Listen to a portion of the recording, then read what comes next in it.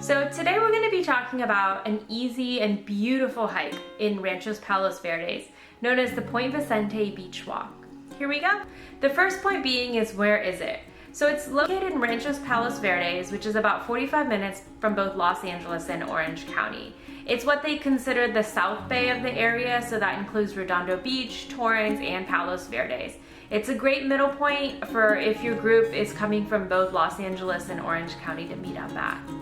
So the second thing I want you guys to consider is, how long is the hike? So the hike is actually 6 miles out and back, meaning it's the same way in as it is out.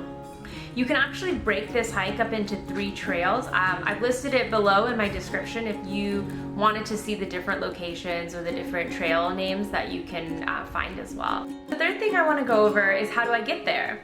So if you use all trails and you map out the directions, it'll actually take you to the first parking lot that you can park at.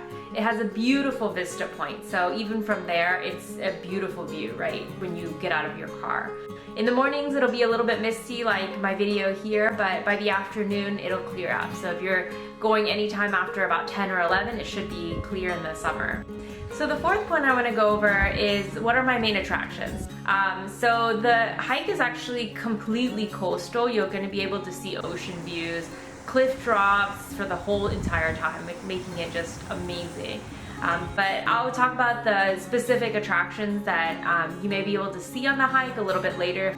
The fifth point I wanted you guys to consider is, when can you do the hike? I recommend either going really early in the morning, start your hike before 8 a.m., or actually going closer to the later afternoon so you'll be able to catch sunset. So both offer really different things. If you're going in the morning, you may be able to see that contrasting mist versus the evening or afternoon sun. And then obviously at sunset, it's just gonna be beautiful overlooking the water. So the sixth point I wanted you guys to consider is, what is the level of difficulty? So if you're a new hiker, I actually recommend starting at either the second or third parking lot that you'll be able to go to.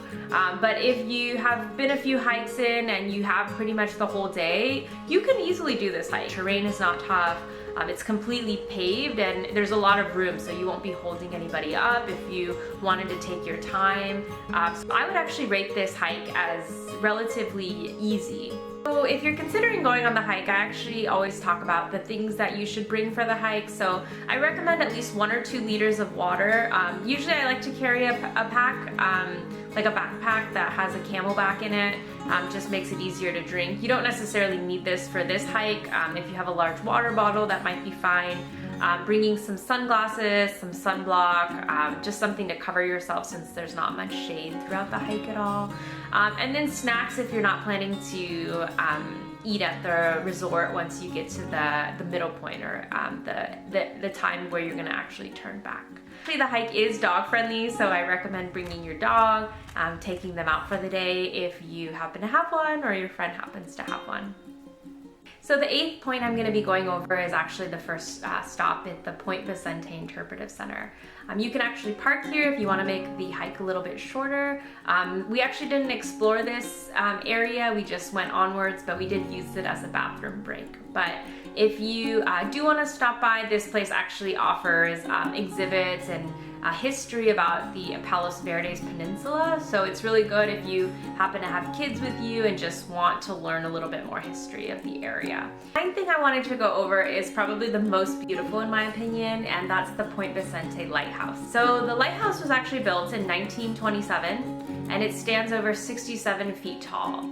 It used to guide sailors coming back from the waters, and it involves just a really rich maritime history of the area. So you can actually probably learn a little bit more about this in the Point Vicente Interpretive Center.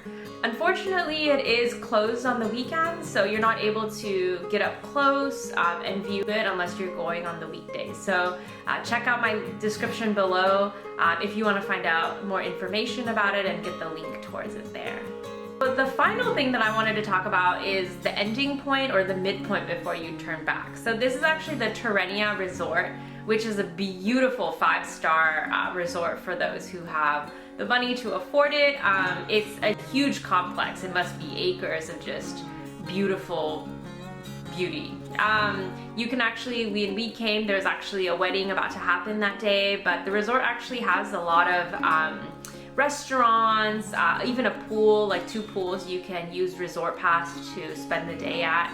But it also actually has a lot of its own hikes and things like that that's open to the public, so that's why the hike ends there before you turn back. So we spent a few hours just exploring the area. I recommend that you do that if you have the time in your schedule. Thank you so much for being here. If you found this video useful, go ahead and like and subscribe for more upcoming videos.